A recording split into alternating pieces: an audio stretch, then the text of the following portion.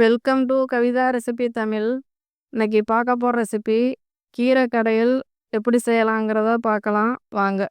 First இந்த recipe செய்கிறதுக்கு இந்த அரைக்கீரை கட்டுதே ஒன்று வாங்கியிருக்கேன். இதை முழுமையாக நல்லா தனித்தனியாக அந்த இலையை நல்லா கட் பண்ணி எடுத்து வச்சுக்கோங்க. எடுத்து நல்லா சுத்தம் பண்ணிக்க கழுவிட்டு இப்போ கழுவி வச்சுருக்கேன். இப்போ இது கூட சேர்க்குறதுக்கு நம்ம பருப்பு இந்த கிளாஸில் 1 டம்ளர் பருப்பு, பெரிய வெங்காயம் கட் பண்ணி வச்சுருக்கேன். தக்காளி 2 தக்காளி எடுத்து கட் பண்ணி எடுத்து வச்சுருக்கேன். பச்சை மிளகா, பூண்டு, சீரகம் இதை வச்சு வேக வைக்கணும். இப்போ குக்கரில் தான் வேக வைக்க போகிறோம். குக்கரில் பருப்பை நல்லா கழுவிட்டு குக்கரில் சேர்த்துடலாம். தேவைக்கு ஏற்ற மாதிரி தண்ணி சேர்த்துட்டு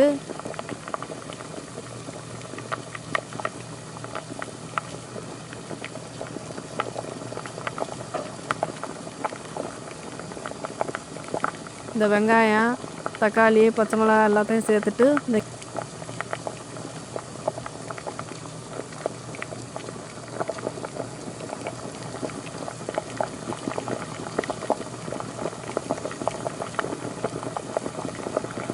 கீரையை இது கூட சேர்த்துக்கோங்க. அந்த மாதிரி சேர்த்து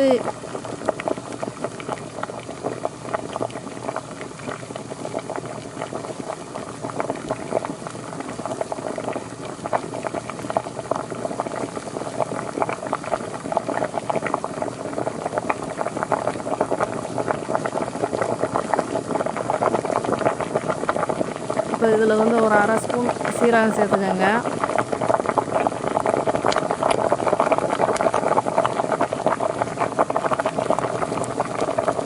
பூண்டு, உப்பு எல்லாத்தையும் சேர்த்து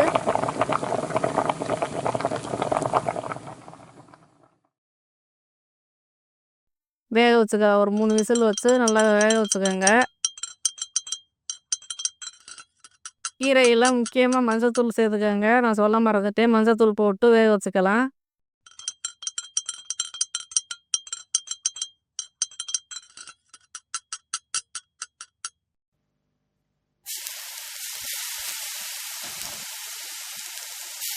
இப்போ மஞ்சத்தூளை போட்டு நல்லா ஒரு 3-4 விசில் வர வச்சு நல்லா குக்கருக்கு ஏற்ற மாதிரி வேக வச்சு எடுத்து வச்சுக்கோங்க. இப்போ ஒரு 4 விசில் வந்துடுச்சு. இப்போ ஆஃப் பண்ணிக்கிடலாம் ஸ்டவ்வை.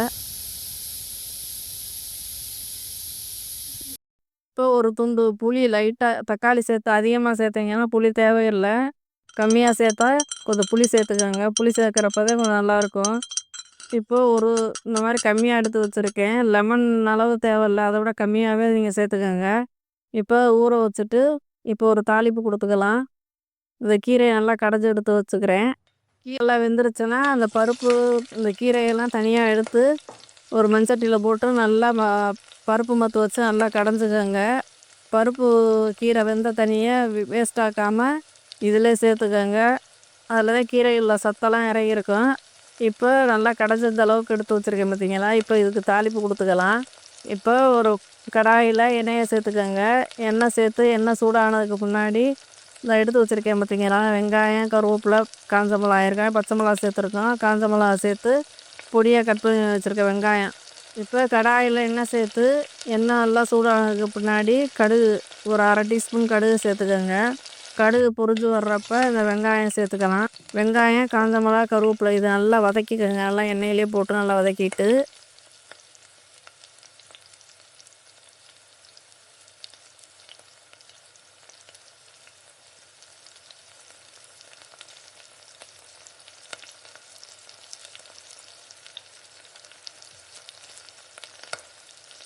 எண்ணெய் நல்லா சூடானதுக்கு முன்னாடி தான் எல்லாம் ஒன்றா சேர்த்துக்கணும்.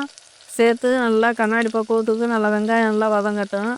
நல்லா வதங்கி வந்தோடனே இந்த கடைஞ்சி வச்சுருக்கோம்ல கீரை, அதை இது கூட சேர்த்துக்கிறலாம்.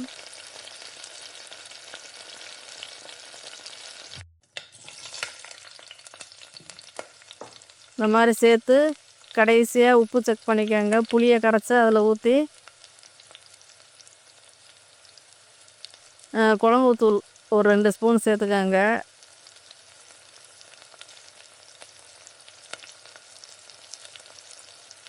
அப்போ அந்த மாதிரி சேர்த்து கடையிறப்போ கொஞ்சம் நல்லாயிருக்கும் டேஸ்ட்டு. அதனால நீங்கள் தனியாக தூள் இருந்தால் அதை சேர்த்துக்கலாம். இல்லைன்னா இந்த மாதிரி குழம்பு மிளகா தூள் இருந்தால் கூட சேர்த்து இந்த மாதிரி நல்லா கலந்து விட்டுக்கலாம். இப்போ நம்ம கீரைக்கு ஏற்ற மாதிரி 1 ஸ்பூன் 2 ஸ்பூன் கலந்து சேர்த்துக்கோங்க. அந்த மாதிரி கலந்து விட்டுக்கோங்க. இப்போ லாஸ்ட்டாக உப்பு செக் பண்ணிக்கிடலாம். உப்பு கம்மியாக இருக்குது, அதனால் கொஞ்சம் சேர்த்துக்கிறேன். சேர்த்துட்டு ரொம்ப கொதி வந்துடக்கூடாது கீரை. அப்படியே ஒரு கிளறி விட்டு ஒரு கொதி வந்தோன்னா ஆஃப் பண்ணிக்கிடலாம் ஸ்டவ்வை. இப்போ ஒரு அருமையான கீரை கடையில் ரெடி ஆயிடுச்சு. நீங்களும் இந்த மாதிரி ஒரு முறை செஞ்சு பாருங்கள், ரொம்பவே நல்லாயிருக்கும். இது அரைக்கீரை மட்டும் கிடையாது, எந்த கீரையாக இருந்தாலும் நீங்கள் இந்த மாதிரி செஞ்சு பாருங்கள், ரொம்பவே நல்லாயிருக்கும். இந்த வீடியோ பிடிச்சிருந்தா லைக் பண்ணுங்கள், ஷேர் பண்ணுங்கள், சப்ஸ்கிரைப் பண்ணிடுங்க மறக்காமல்.